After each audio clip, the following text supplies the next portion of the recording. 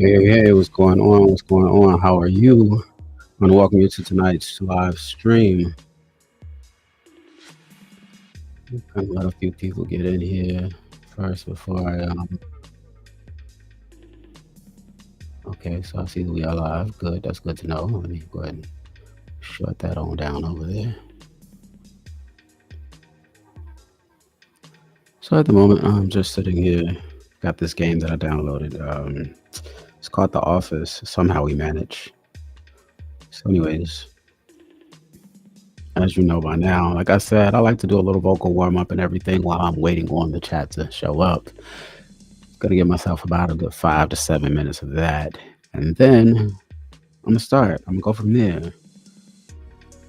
So I guess just for anybody that's joining, what did I do over the weekend?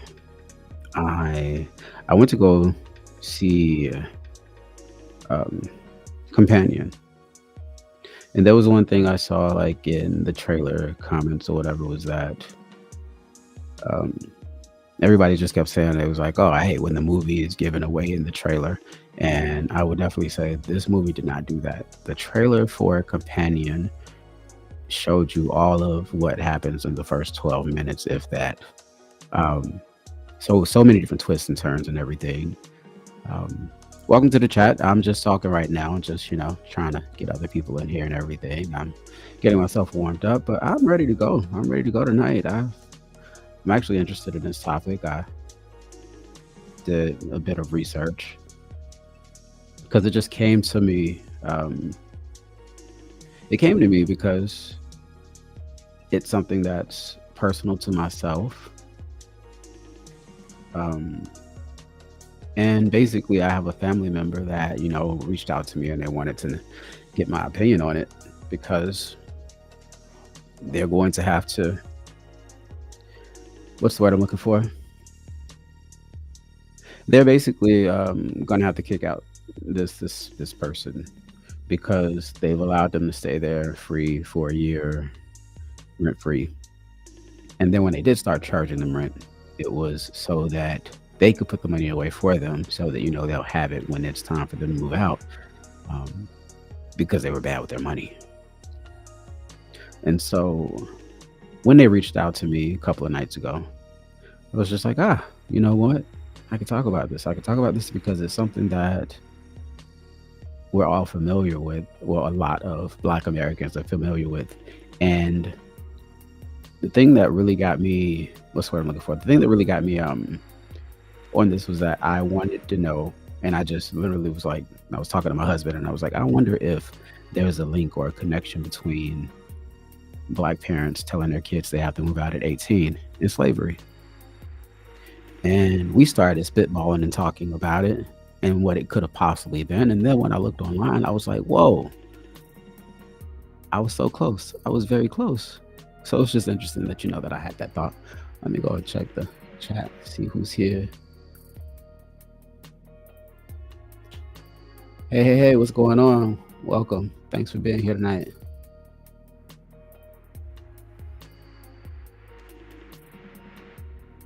Yeah, so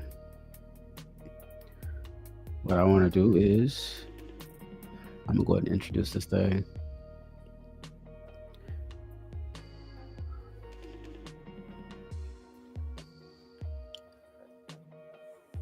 Slavery's legacy, the move out at 18 rule. There's a historical, and I'm going to slow myself down. That's what I'm going to do. There's a historical and a systemic link between slavery, economic disenfranchisement, and the cultural expectation in some Black American families that children should move out at 18. This expectation is often rooted in survival-based parenting strategies that developed in response to historical oppression and economic instability.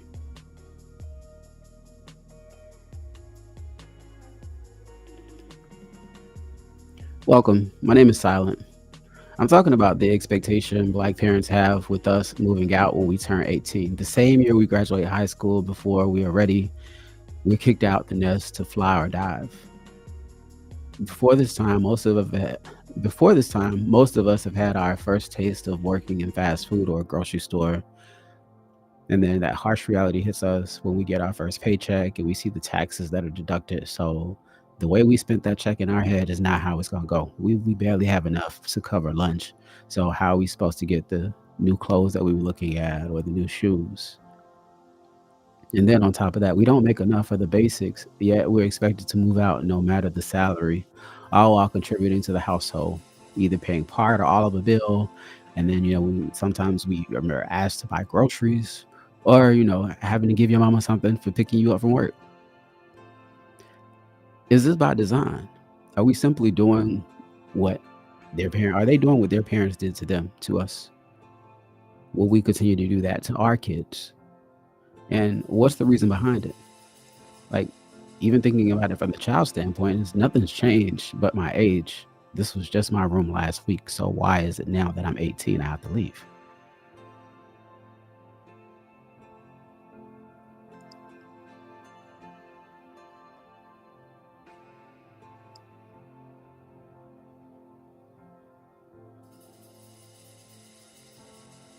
After slavery ended, Black families faced systemic barriers to wealth accumulation, including sharecropping and debt,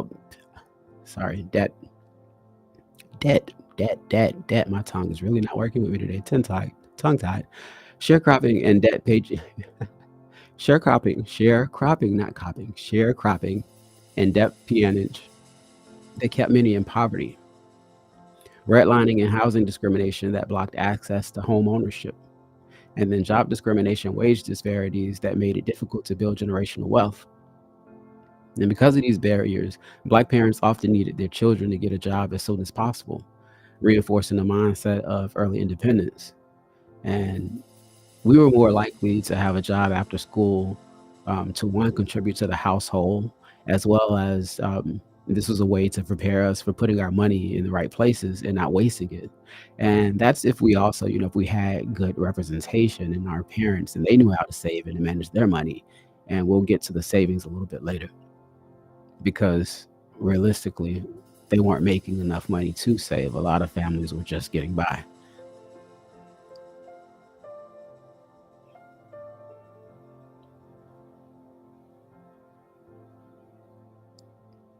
The Great Migration and economic instability.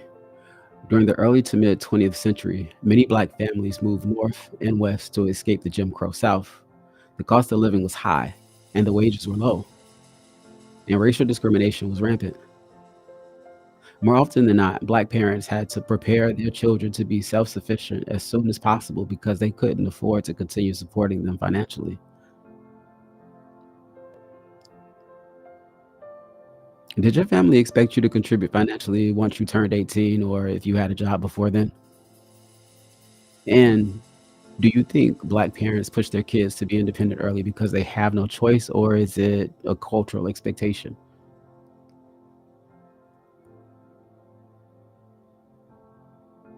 Let's check the comments. My first paycheck was $16. My first paycheck at 16 was $50 after taxes. Granted, I only worked 4 hours that week. My mom asked to have it to pay a bill. My senior year, I had two jobs and was saving for college and senior dues. I can relate to that because, like I mentioned, the having to have a job to be able to pay for your extracurricular activities. I had a car, so I had to pay for the maintenance on the car because it was a used car. I had to pay for the gas to go in the car. I had to pay for our senior trip. Um, Basically everything that I wanted and I needed. It was like I was expected to save my money, but the money that I got was going towards everything but for me to save. And so it became a thing to where I was bad with my money because I wasn't even, let's see, they made it in a position to where I wasn't comfortable with sharing how much money I had, because they were basically, I don't know if you remember like the Jetsons, but when they would show when everybody was leaving the house and they were taking money from George, and the wife, she basically like took money out of, he was taking money out of the wallet, and the wife grabbed the wallet and left him with the money that was in his hand. That was basically what it felt like my parents were doing to me. That whenever I got paid, they took my paycheck and gave me what they wanted me to have.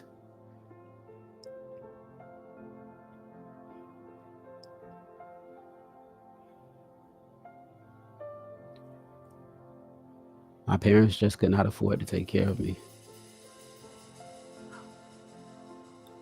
I feel like that's something that a lot of people can relate to, regardless if they want to admit it or even the parents wanting to admit that they were struggling. Which, granted, being in that situation pushed me to want more for myself, and now I do good for myself 9 years later. LOL. Well, good for you. Congratulations. Let me see here.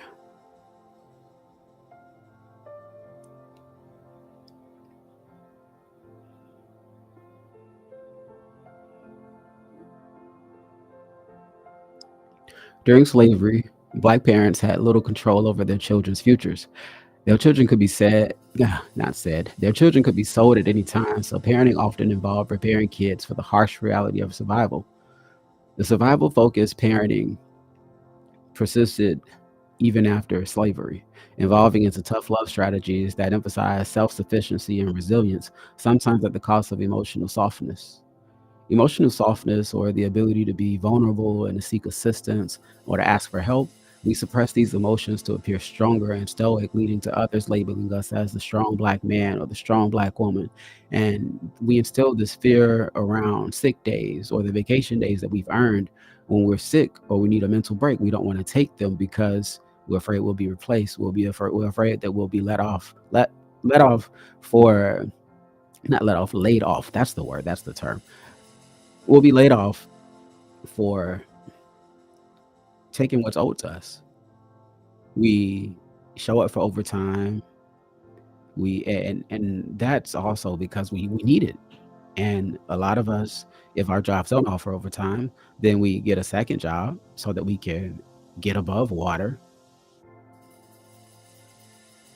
And honestly, like, a lot of that sounds like masking to me, of having to say that, you know what, I'm sick, but I'm gonna go to work, especially if you have a job where, like, if you're not salary but you're hourly, so you could have these sick days or whatever, but if you didn't call in advance, then you're documented. And again, we have been instilled with these fears or whatever from our parents and maybe the parents before them, our grandparents, but it comes from a real place of, this is what I experienced, that I know that I have to work twice as hard.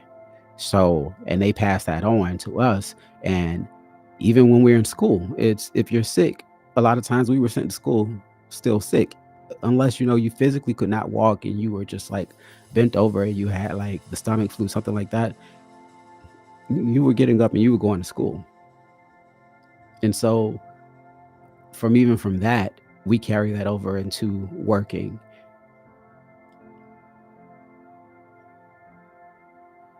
because of the way that we expect it to show up in the world.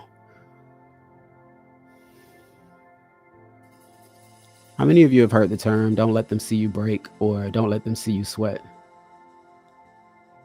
And also, do you think that survival based parenting is still affecting black families today? I think so. And I think that because a lot of parents are still kicking their kids out at 18.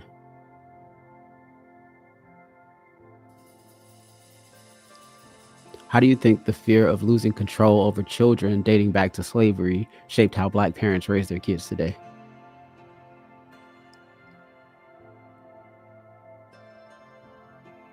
I feel like a lot of our experiences are rushed because they just didn't know what they would have with us. They didn't know how much time we'd be there. Like, just because of all the things that they had seen and that our young minds weren't privy to at the time, or even if they did sit us down and they talked to us and they said, well, this is what's happening out there in the real world. So I need you to be this type of way. I need you to conduct yourself this way.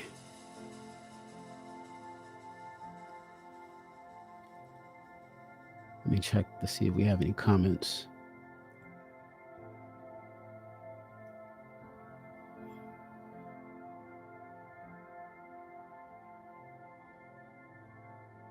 Yep, can't miss one day. How did that make you feel? Because I know that when I would actually take time off of work, I would be so stressed, and it didn't feel like a day off. And I just think that all of this is happening in the timing that is supposed to, I guess, for me, because I was curious the other day and I was wondering, it's like, when am I going to get to that place of not giving a fuck? Like, when, they say that when you get older, you get a certain age, you just you just have left you have less of them to give. And in some ways I'm like that, but I feel like I still care about things that I shouldn't or whatever. But I say all that to say that if I need time off, I'm gonna take it.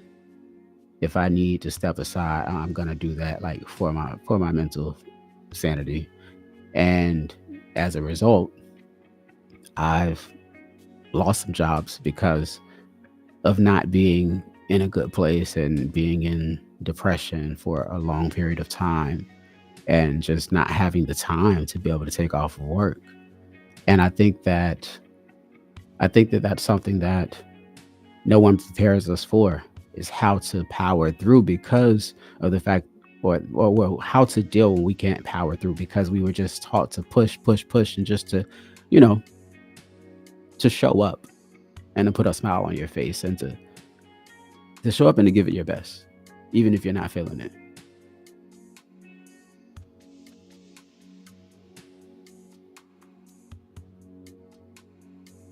Taking time off work make you feel guilty.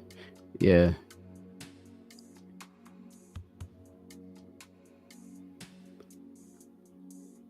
Let's see. Yeah, I ask my questions on that. Da, da, da. Yeah. And then that goes into the respectability politics improving independence because white people have historically been seen as dependent on government aid due to race car stereotypes. Many black parents have emphasized independence as a way to combat negative perceptions. Kicking kids out at 18 aligns with the idea that self sufficiency is a marker of success and responsibility. Again, is that reinforcing that, well, if I do this for you, if I'm helping you out, I'm pushing you out of the house because your employer will look at you as this independent person. But granted, you have to you have to teach your kids, you have to get them ready for that point, that place. And a lot of times it's just, I wonder if it comes from a place of them just really not liking us. And I know I can't look into nobody else's living room and figure out what's going on and if what their family dynamics is like and everything. But I know that mine, like, it just, some parents tell kids things that they shouldn't say, and then there are parents that everybody can get it. Meaning that, it's just a family where everybody curses, and it's not like, oh, you talk like that in front of your mom. And it's like, yeah, I'm using it to express myself. I'm not speaking to her. I'm not saying that at her. I'm just saying this out loud. And then there's others, that grew up in the South and it's like, nah, I can't talk that way. I can't talk that way in front of my elders. Um, and and so with that, it's a lot of tough love. It's a lot of,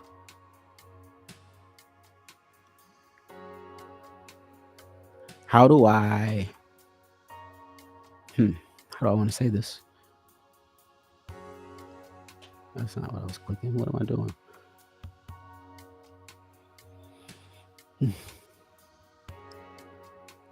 Mm, Give me a second. I'm trying to find my place. I lost my thought. I was just talking and talking and talking, and I was like, okay, where am I going with this?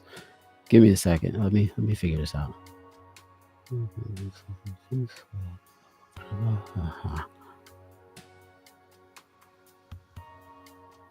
I don't know. Anyways, I forgot. So I'm gonna just go to the next one.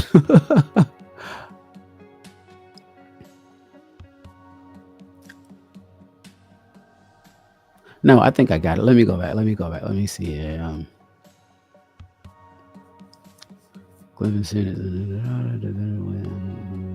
Yeah, and that's another thing too, is that I didn't I didn't grow up in a household. I grew up with both of my parents there, and they were, I guess you would say they were like threshold middle class or something, to where like they were doing fine for themselves, but it was just like 1 week can throw everything off, and you know, it was just like that. So, but they had multiple cars, they had one house. My stepfather had his own business, and so I saw the work there, but it was also this driving themselves to the ground to work to pay for these things, the house and the car.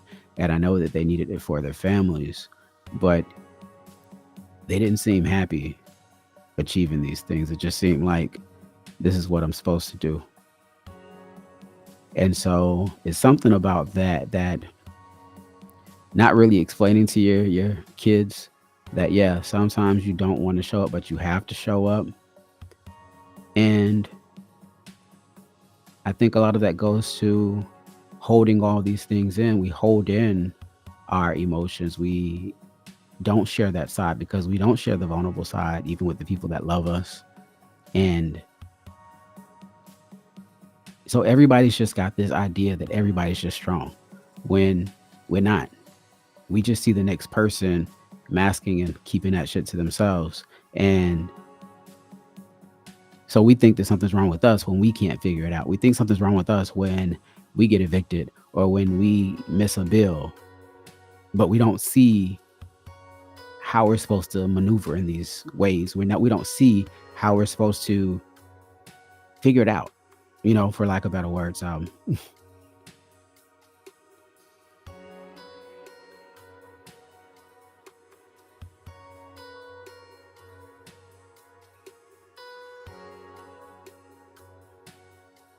And it's just the respectability of it all, is that we're doing this so that we'll be seen this way because we've been told that we were this way. And not even so much as they say it to us, or it's even like the whole stereotype of the welfare queen. And it's like that's not the majority of that's really not. They took one example, and then on top of that they always want to discredit the fact that the white women are they're in there just in the same amount of numbers, if not more. And as a matter of fact, not to say if not more, it's that they're there more than we are. And it's not a thing of shame, it's the fact that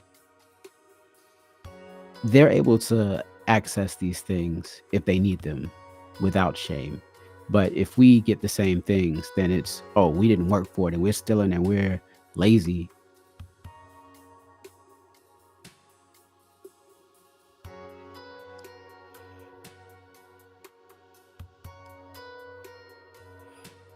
And for many black families, financial constraints mean that there's simply no option to let kids stay home past 18.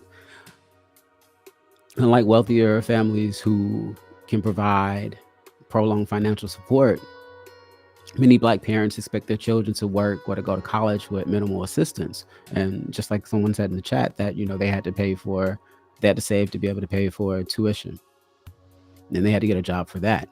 Um, and it wasn't always out of a desire to push their kids out, but rather because the resources to support them no longer were available. And you think about it like this: once you get out of school, then you're now at home depending on more meals. You're eating more meals at home. You're using up all the electricity, running up the light bill, wearing out the furniture by laying around on it all day. They leave to go to work, and they come back home, and you still sitting in that one spot. You got the AC up on high, and every light is on in the house. You costing me more just to sit around the house all day. And even if you take away some of those examples, there's still a strain on the house's finances, because before, when you were going to school, when you were leaving the house every day, those things weren't being utilized. You were eating at school, but now you're eating more stuff here. So that means that even if you get some leftovers from the dinner before, that's a meal that's an extra meal that they have to provide for. And then you think about what our resources are like, and with the, even when I mentioned earlier of our families moving from the south to north, and moving west, that they couldn't afford the spaces that were there, that everybody had their own room. So we were sharing rooms. And so basically, as you get bigger and we already are cramped in this space, you got to go.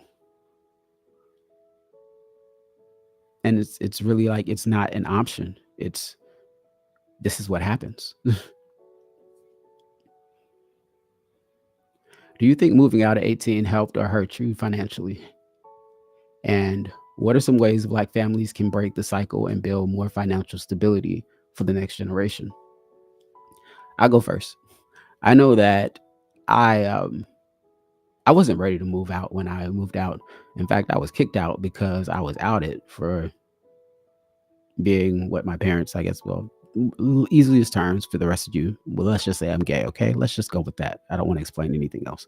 Um, so I was outed, and their religion says that you can't be that, and you can't have someone in your house that's not of the same religious faith of you as you are. And that meant more to them than their child, so they kicked me out.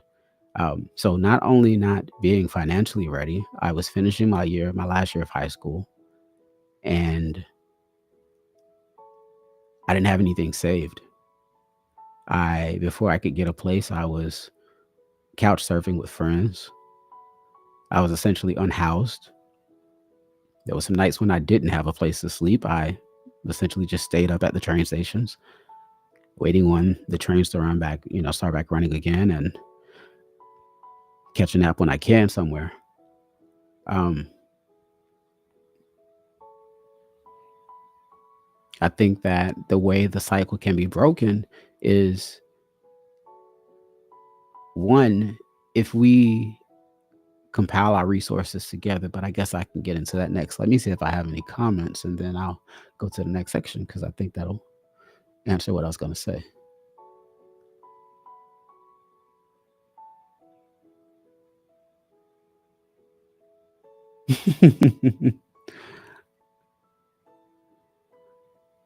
That's funny.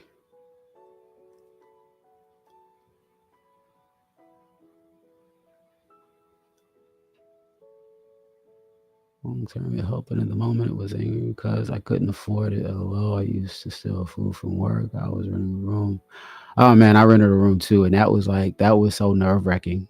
Like, I don't think people realize what that's like, to rent a room in a stranger's place, to where you essentially, like, you think about like the house you grew up in or whatever, and you walking down the house and you've got the creaky floorboard or whatever, or just, it doesn't feel comfortable knowing that I'm I'm an adult by legal terms, but I'm living with whoever the person is. Like, and in my situation, when I rented a room, it was this family, and it just felt so funny because like they had a basement, and the basement they were renting it out to different college students, and it was split up into like four like little makeshift rooms, and the lock that you had on your door was, you bought, like, you had like a padlock or whatever to lock it.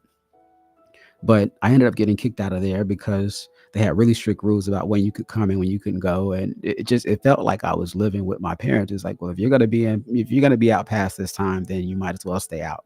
And I was coming from work, but their rules were their rules, and so me getting off work at 11:30, I was struggling to make the 12 o'clock curfew, and yeah, that that was just interesting. Sorry, let me see what I got here.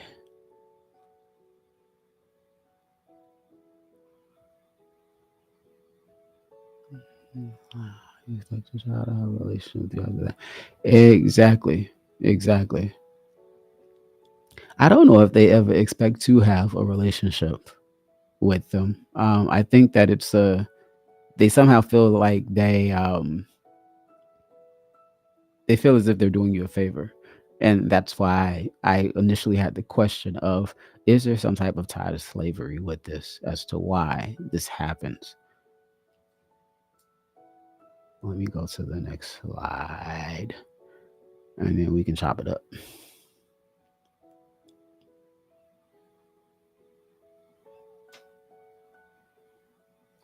So the question is, does this happen in other communities? Yes, but to a lesser extent. The white families, on average, have more generational wealth and financial stability, allowing their children to stay home longer without pressure. Other communities of color, like Latin and Asian families, often emphasize extended family structures and multi generational living due to cultural traditions and economic factors. Do you think black families would keep their kids home longer if they had more financial stability? That's the hard question to say because I had neighbors in my neighborhood growing up that were black. There was a black family and they had a lot of money. I mean, like they had 3 Jaguars and for like back in the early 90s, that was like balling. I don't even know what the term would have been. That might have been like fresh to death or tight or I don't know what we would have said back then. But anyways, they had the means, everybody like, their kids all had their own bedrooms, and they had the same thing. It was like, "When you get 18, you need to go to college, and you need to get the hell out of my house." And that's just crazy to me, like so I don't think that it's a financial thing. I don't think that having more money or the lack of money in the house, I don't think that I don't think if you are living above your means, not living above your means, but if you are doing well and you're not missing any meals and you have a nice savings and a recession won't hurt you, then and if you still feel like, well, no, my kids can't stay here, then that's crazy because I think that's just that you're in competition with your kid and you have that mindset of I had to work my tail off to get here. You got to do the same thing.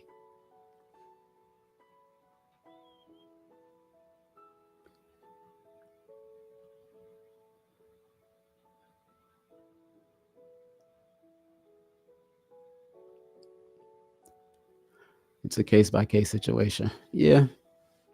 Yeah, I think it definitely just depends on the family and how they feel about, just how they feel about their space. Because even looking back on it as an adult, I'm like, my parents clearly didn't get this house expecting us to be here because I'm the only boy, and then I have a sister and two stepsisters. And they had a three-bedroom house. And of course, I had my own room because I was the only boy and my sister. So it was fine at the time. And then when my stepsisters came to live with us, they evicted my sister from her room and she had to sleep on the couch until it was like a move to get her to move out. Like they made her uncomfortable. So it's like, well, you can't sleep there because you're 18. And then, yeah, it was like, you got to go. You got to go. And so that was just crazy to me that knowing that you have kids or whatever and you're moving from like it just didn't make sense to me to leave from a three-bedroom apartment to a three-bedroom house. Like you're not getting more space, but I get it, it's about home ownership and all that or whatever.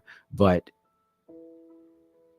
if you don't have enough room for all of your kids, then you're sending the message that clearly I got to get the hell out when I turn 18. When I can afford my own place, I got to get out because the house that you purchase is not enough room for all of us. And I have a story, not even a story, but I guess just another example is that I had a white neighbor, and their situation was completely different. When the daughter went away, when she graduated high school, she went away to college, and she did something to where she ended up working at a pharmacy, I think like a pharmacy technician or whatever. But she moved back home, and she stayed there and worked and was able to save her money, and she didn't leave until she got married. And the same thing happened with her two brothers. Like they went away to school after they finished college. They were able to move back home in their house that they grew up in. And I don't think that they were paying any bills or whatever, but I mean, that's not saying it's a good thing or a bad thing.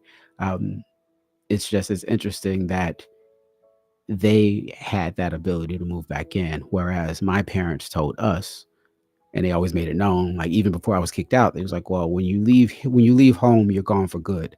Like there's no coming back. So make sure you're ready when you leave." But it was also like, how am I supposed to make sure I'm ready when I leave when it's okay, the countdown is starting. You know, you graduate on this date. What are your plans? Like, why are you kicking me out? What did I do? Why do you hate your kids so much to where they got to get the hell out of your place? Like, that's the thing I don't get. Like, up until, you know, whatever age, like, and then you're 17, and then when they turn 18, okay, you got to get out of my place. What is that about?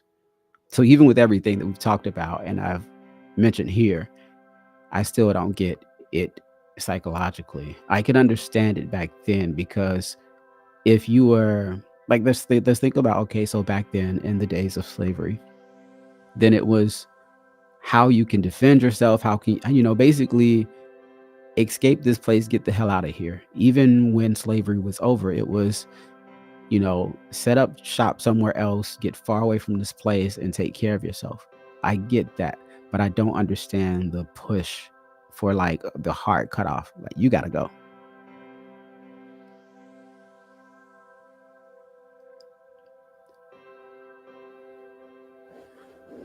Exactly, your brain is never developed.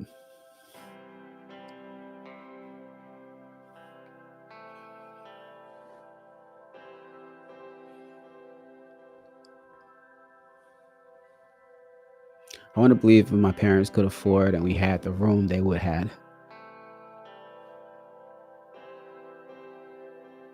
What is this playlist? I'm gonna change this.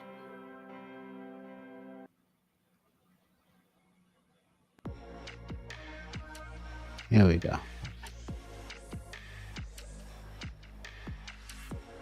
Yeah, your brain hasn't fully developed, and you're still like just trying to. The rent a car thing. Oh my goodness! The first time I had to rent a car, I was devastated with how much money they wanted just because I was under 25, and I needed to for work. Like I had to rent a car just to be able to get back and forth to work. It wasn't like I was trying to flex or nothing. It was just like, yeah, no.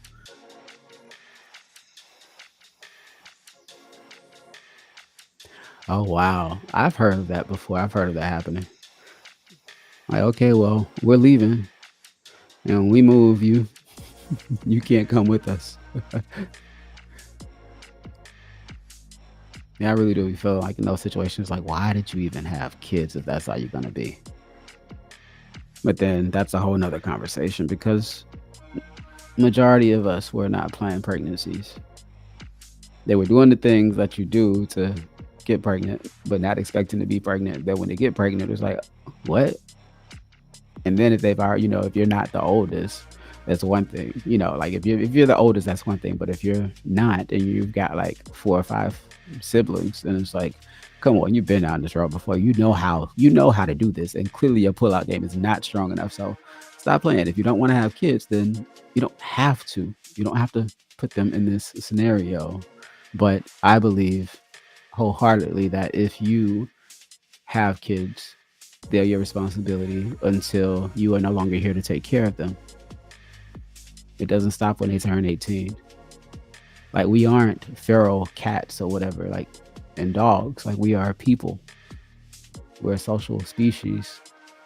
So if that's one thing that I say that I'm kind of on the fence with, but I it's hard for me to say that I admire or I would like something just based on being, an observer of these other cultures and them doing this with their family and having communal homes, not communal. Is it communal? No, communal would mean something completely different. But multi-generational homes, I couldn't see myself doing that. I don't like I feel like you know what I could do? The closest thing I could do is I could have enough money and build a compound. And we've all got like our own little houses or whatever, kind of like how you have like a guest house or whatever. I could do something like that. I don't want to see my in-laws or my family or anybody. Like I don't want to see them on a daily basis. Cause then it's like, what's the holidays about? It's like that's nothing special. I live with you. I see you all the time. I'm kind of tired of seeing you.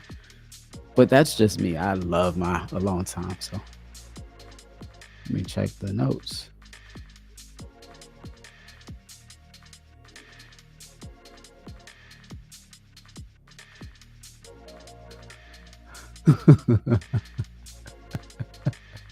They were expecting to get a cake instead of a baby. That's funny. Like, yeah, no, that's not how that works.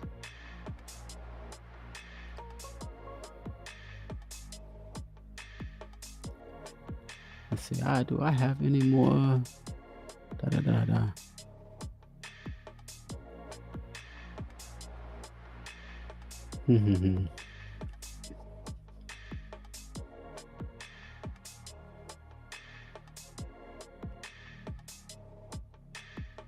Yeah, look at me. I'm just looking over my notes, and I was like, I thought I was just going out the top of my head, but I'm like, no, I look like I hit everything I wanted to talk about. That's really nice. So I guess I'll just go over my conclusion real quick. Um, while not every black family enforces the move out at 18 rule, those who do are often influenced by historical survival mechanisms, economic realities, and cultural narratives shaped by slavery and systematic racism. Breaking the cycle requires dismounting economic barriers and rethinking the necessity of forced independence when it's not financially or emotionally beneficial.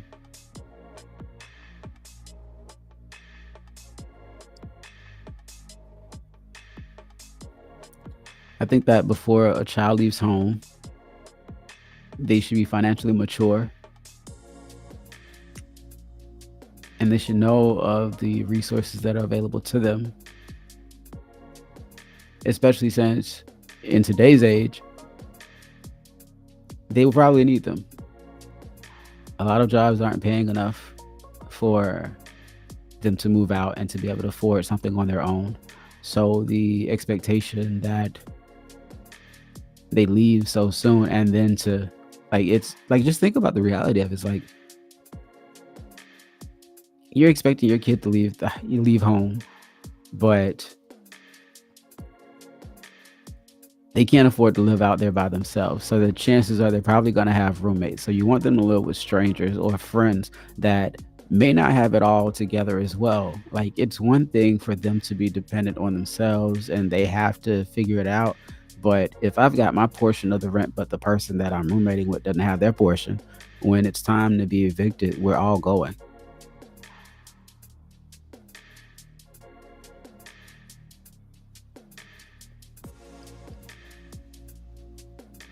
But yeah,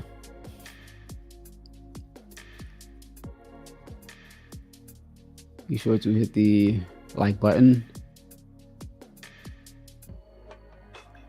Throw me some hearts inside the chat or, the little reaction things over there to the side.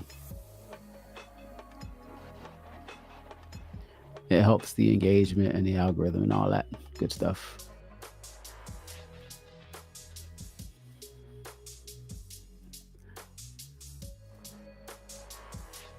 Mm-hmm.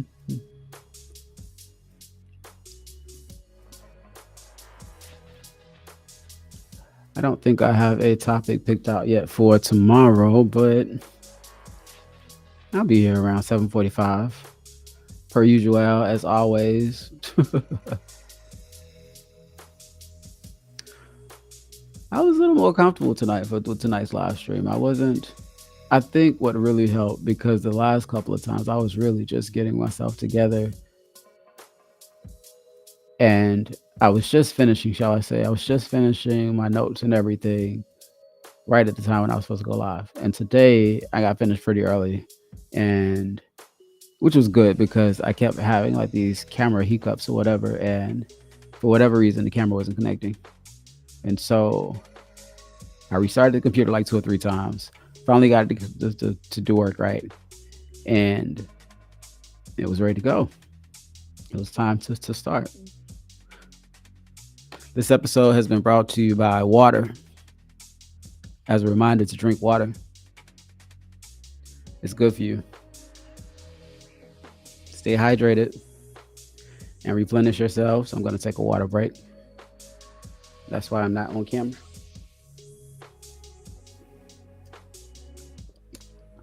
Nothing like some good old water. Water. I used to not like water growing up. Like just pure old plain water. Now it's like Give me water all day, every day. Let's see. We can talk about anything you like. I'm here for the next 15 minutes. I went to the movies yesterday. I saw I keep wanting to say Serenity. The name of the movie is not Serenity, it is called Companion. It's like a horror slash comedy. And I mentioned it at the beginning of the chat or whatever, but no spoilers. It's definitely, if you've seen the trailer is only showing you like the first 12 minutes of the film. It's a lot more twists and turns and unexpected stuff, but it was a good movie. It was a good movie. Did not disappoint. And I was disciplined. I left out without getting popcorn, and it smelled real good and fresh. I didn't even get any.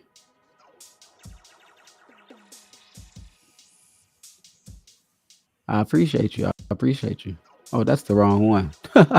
This the one. I appreciate you. But yes, water is really good.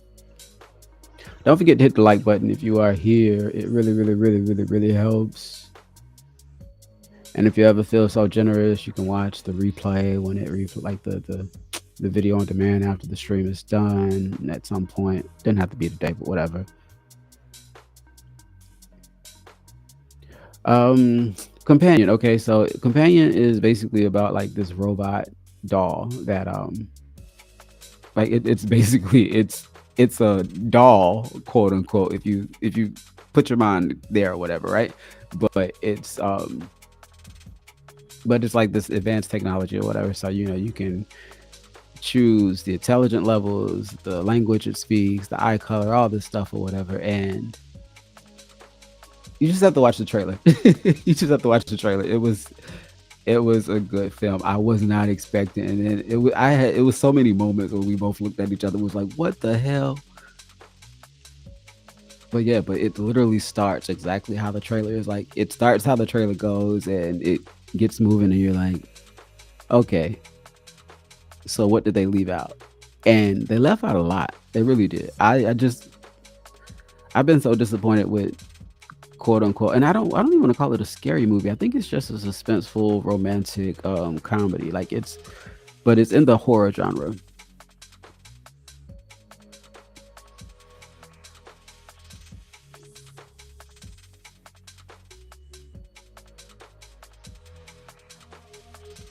Yeah, yeah, yeah, yeah, yeah, yeah.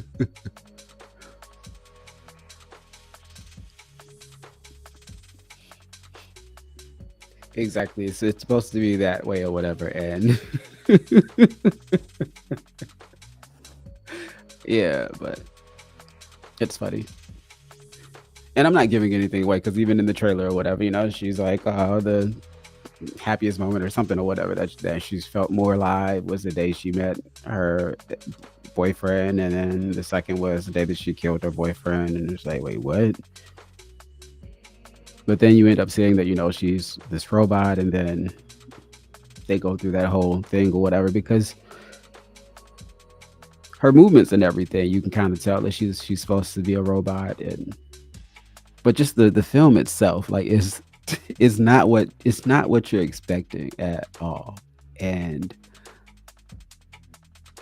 by the time it ended, I was just like, okay, there was nothing else. There was nothing else because I felt like they took all the twists and turns and threw all the curveballs in there, so you did not know what to expect next. That even when it finally ended, I was like, oh, okay, well that's the end. Cool.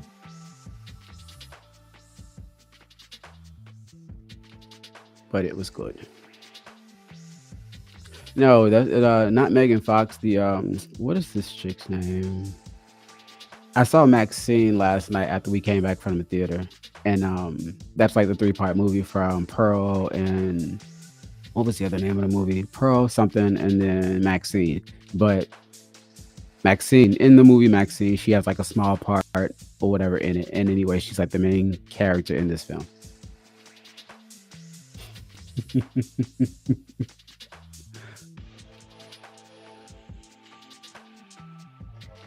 It's worth going to go see. I'll say that much if you have the time and want to check out a film. I want to go see Hard Eyes next. And I think it was another one like not a love film or something. I think it's supposed to be like an action film, but I've got time.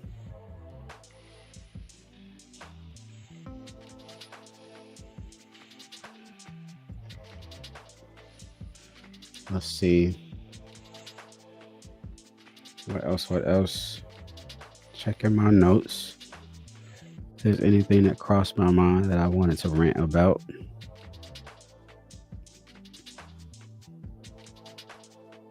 I don't have anything I want to rant about. I thought I did. I guess that's good. That just means I don't have a lot that's pissing me off right now at the moment or this week. Which is funny because I started taking notes, right? I started taking notes to so that whenever I run out of stuff to talk about, I could always reference it. But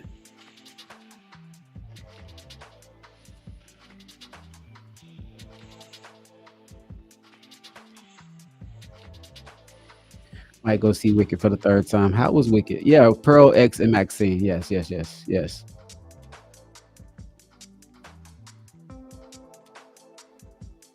And out of the three of those, I feel like Maxine was the I feel like Maxine was like the worst of the three. And not even say worst, but it was like I enjoy Pearl and X a lot more than Maxine. I thought Maxine was like I that also had a twist in it too. Like I didn't expect that. I thought it was gonna be her. I thought she was gonna be the killer.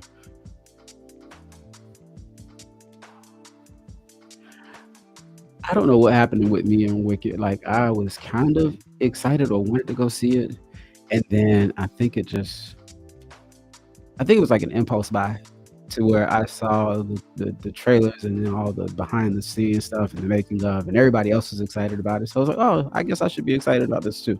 And then it just came and it went. And now I'm like, I can see it when it comes on at home, when it's on streaming, not when it comes on at home.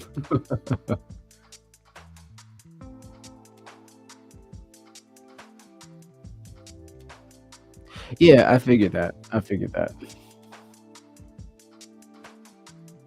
It's just it's a musical, right? It's a lot of singing.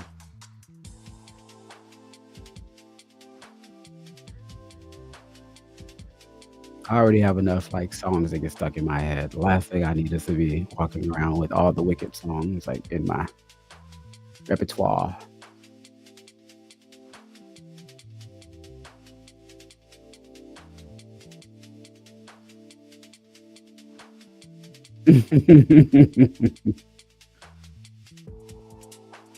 Okay, well, I'm just definitely going to take your word for it, and maybe, since we got some more snow coming, I'm pretty sure here in New York, I will make sure I put it on because I think it's on streaming now, right? I think I got a thing from like maybe Peacock or one of those streaming services or whatever.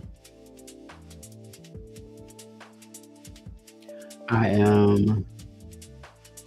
Today's the 10th, February 10th, so that means that I've officially done 1,000 push-ups, 1,000 sit-ups, 1,000 squats, barbell curls,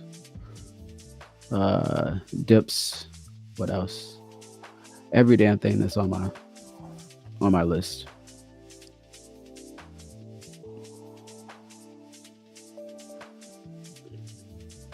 I've got some strawberry juice and some water. Shout out to water and strawberry juice.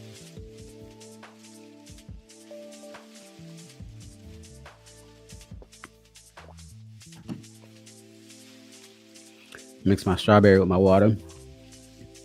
I got it because I got tired of mixing my protein shakes with orange juice. And then I got this. I also don't like the really creamy protein shakes or whatever, so I got like these fruit flavored ones, and they're decent. I have a watermelon one, then I have a lemon one, lemonade.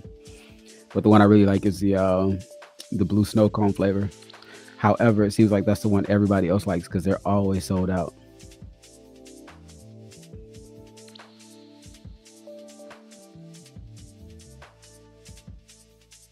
Thank you, thank you, thank you. I only have what 19, no 18 more days. I believe it's 28 days this year in February.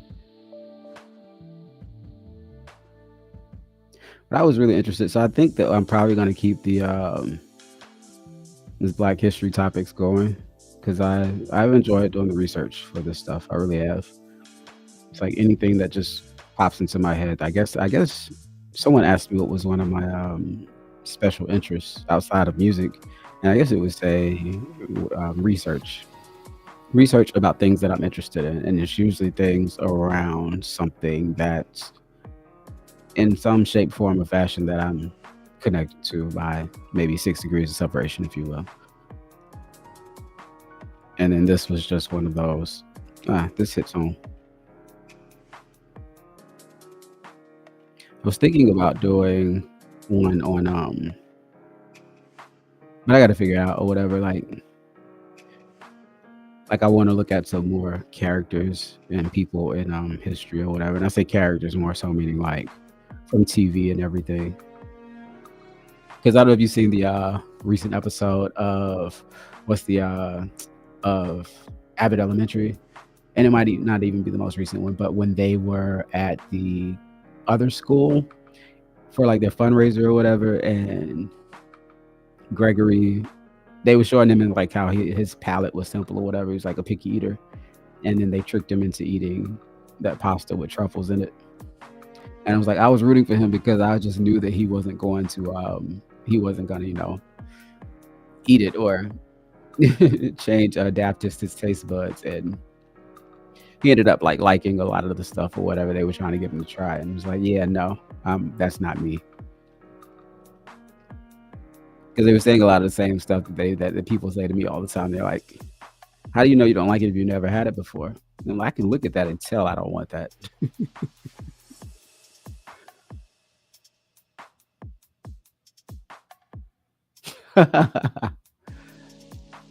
Yep.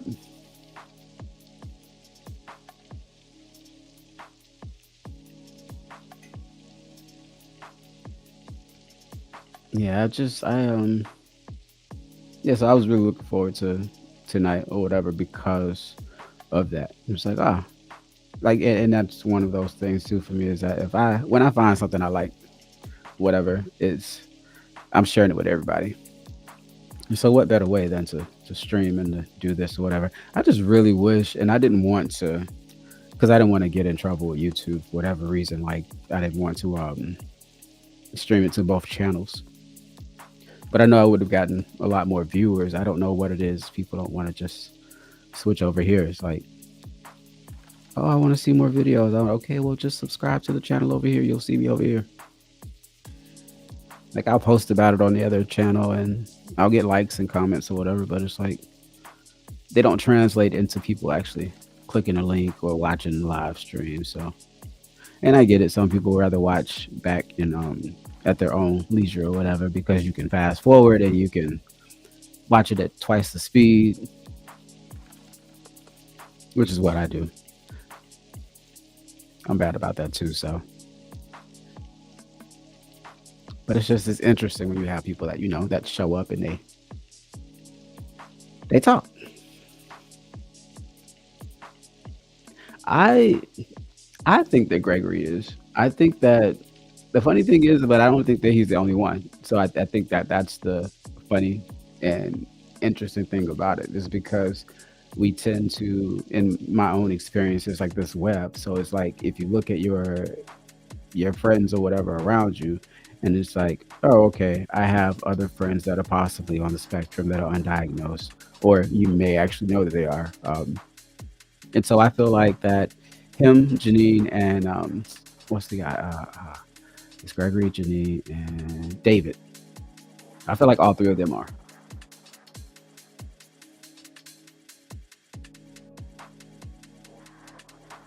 Yeah, those are the like if we were playing spades, and so I would say like one three and a possible. So it's like I feel like that there's probably one other character, but I can't put my finger on who it is. But those three definitely.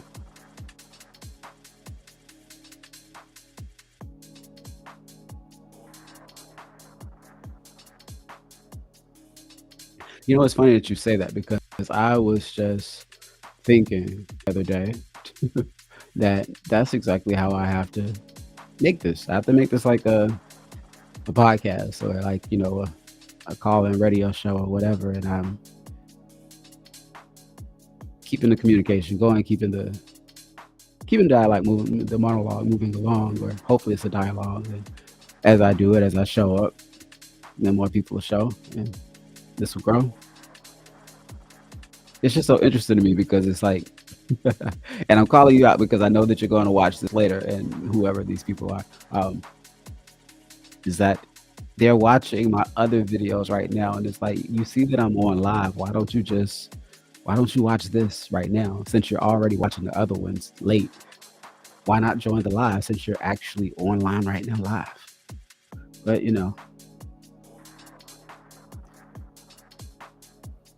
but I will say, if you want to hear from me, if you want to communicate with me, you have to join a live stream because I'm no longer going to be commenting on the comments. You can feel free to comment to me, and I'll give it a thumbs up or whatever. But if you want to have a dialogue, then you got to hit me on a live stream because YouTube plays around. It's funny. I had someone. It was a video that I commented on, and the person was saying something about should they wear the black shoe or the white shoe. And the black shoe they had, I had the same exact shoe in brown. And I had commented on this channel before. And when I said, "Oh, I have that shoe in brown," YouTube deleted that comment. And I was like, what the hell? And then it was another video by the same person. And I don't know what it is, but it's crazy how some people can say certain words, but we can't. And so that's why if you hear me talking in code, that's why. Because when I say that G word, that means other people are moving into the area, and the people that originally lived there can't live there anymore. They remove those type of comments for me. And it's like, but the video is on that topic. And I always said, oh, I'm not going to be one of those people that, like uses different words for words that actually have meaning because it dilutes the word and it dilutes the meaning. But it's like, I'm also understanding that if you here and you trying to get that check, you got to play the game. So as long as these tiny hats want to play with me, I'm going to, try to figure it out and play by the rules.